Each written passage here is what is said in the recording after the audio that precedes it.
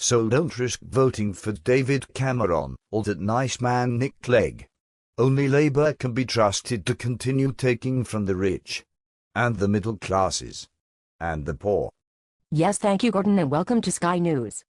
And thank you all at home for watching Randall unleash himself and Bolton. The smug fucking wonkers.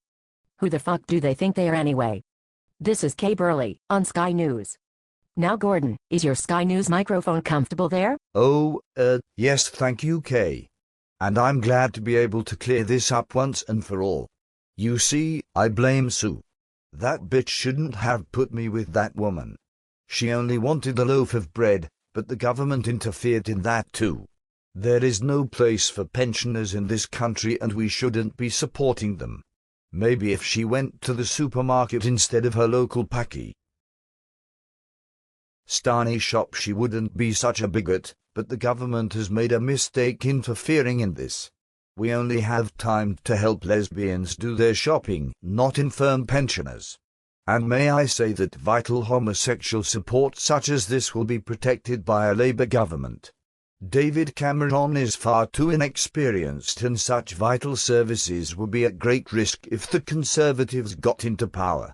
We shouldn't gamble with the recovery, Kay. Thank you for clearing that up. First, on Sky News.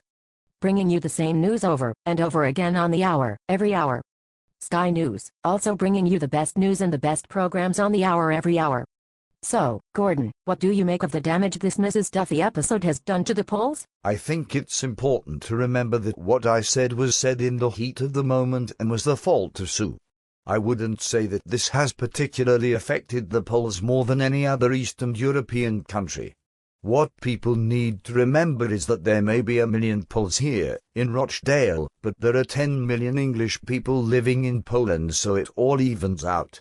But Mr. Brown, after you drove off with your Sky News microphone, Sky News political editor Adam Bolton went to the shop to buy some more pies. Sky News was able to announce, before BBC, that in fact the shop had run out of bread. According to the locals, interviewed first by Sky News, this is because immigrants are eating all of the bread in Rochdale? What do you say to this? Is Mrs. Duffy right to be concerned? Isn't it true that immigration is out of control, and Polish people in particular are eating all of our bread? Immigration is a legitimate issue, and if it wasn't for Sue I could have answered the question properly. I think Mrs. Duffy is very fair, and I am going back to her house tomorrow for tea and cakes to discuss this with her. However, it is important to say that the Conservatives put bread for voters at risk, and Nick Clegg doesn't even mention this in his manifesto. Therefore I must make clear that everyone must vote Labour in order to keep things just as shit as they are. Thank you, Gordon. Next, on Sky News, on the hour, every hour. Randall and Bolton show their deep burning desire for one another in Randall and Bolton's sperm. Unleashed. I can personally recommend a taste of that. But now, Gordon, why don't you just give up? Everyone just thinks you're a cunt, don't they? Well, according to Peter Mandelson, that's not my fault and is down to discrimination. If the voters allow Labour into power for a 4th term, we'll make sure that vital resources are taken from taxpayers and spent on ensuring no one can discriminate against utter fucking cunts like me.